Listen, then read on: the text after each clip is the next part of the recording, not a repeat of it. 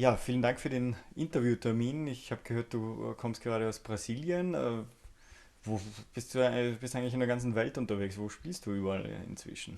Ja, ich bin wahrscheinlich seit 10 Jahren jetzt mit meinem Projekt Materia unterwegs auf fast allen Kontinenten. Wie gesagt, Brasilien, Südafrika, Japan, ganz Europa, auch schon Australien.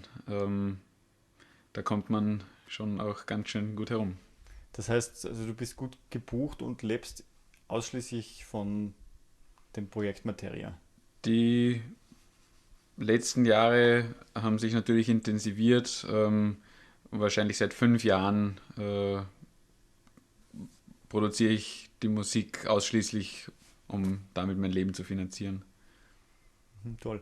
Und hier sind wir in deinem Studio. Was machst du hier alles? Also du komponierst du hier nur oder mischst du hier auch, masterst du hier auch? Was machst Hier findet fast alles statt, was man auf meinen Live-Auftritten zu hören bekommt, von, vom kreativen Arbeiten bis hin zum Home Mastering.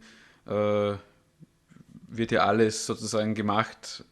Nur für die CDs wird natürlich dann ein professionelles Mastering noch herangezogen, um dem Ganzen den feinen Schliff noch zu verpassen. Was heißt Home Mastering? Das heißt, für die eigentlichen Releases gibst du das ins Studio und quasi was live gespielt wird, masterst du selber oder wie kann man das verstehen?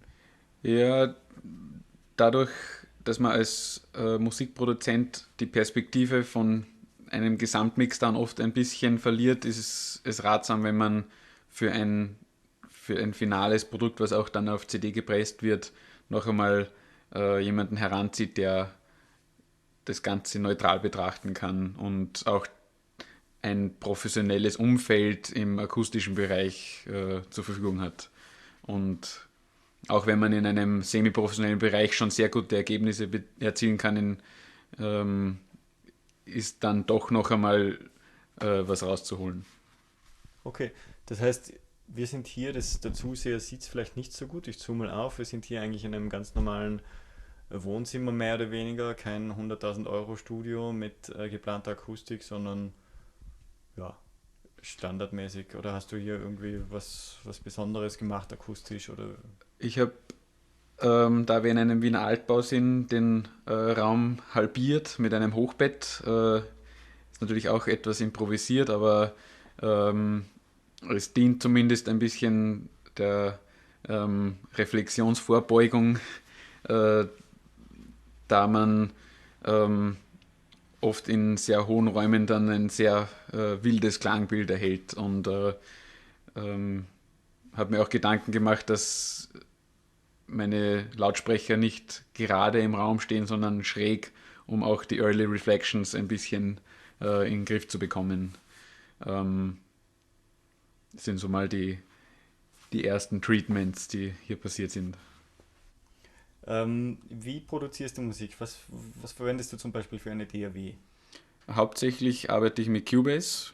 Das kenne ich seit ich ein Teenager bin und ähm, seit einem Jahr auch mit Logic, um mit anderen Musikproduzenten Kooperationen zu machen. Und Okay, also als Kompatibilitätsgründen.